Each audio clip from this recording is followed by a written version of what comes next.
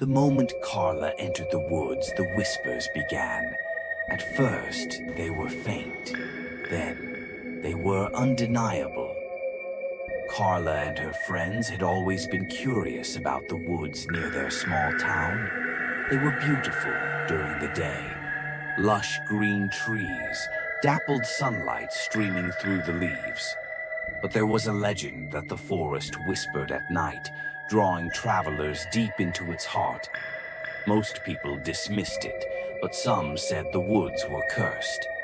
Carla, an adventurer at heart, decided to venture in, hoping to uncover the truth.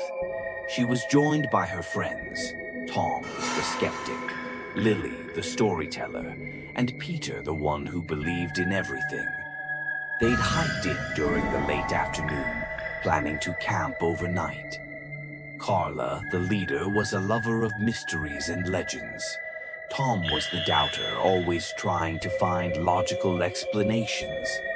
Lily loved stories of old folklore, and Peter, he was the one who feared the woods, always nervous about the whispers he claimed to hear when he visited the area as a child.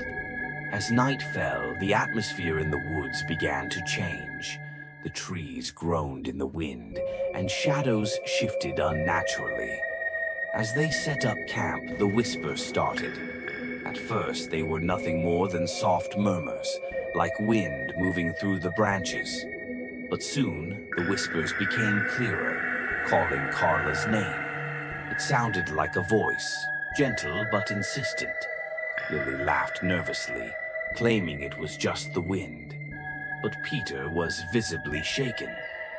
"It's them," he muttered. "They're here." As the whispers grew louder, the group realized they were surrounded. They couldn't tell which direction they came from, as if the voices were coming from every tree, every shadow.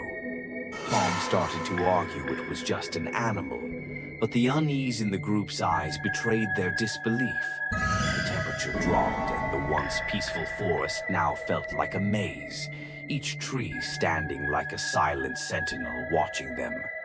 The whispers turned into distinct words. "Leave. Now. It's not safe." Suddenly, a figure appeared in the distance, too fast for anyone to fully recognize. Carla thought it was one of the others at first, but it wasn't. The figure was tall, hunched over, its face shadowed by the trees.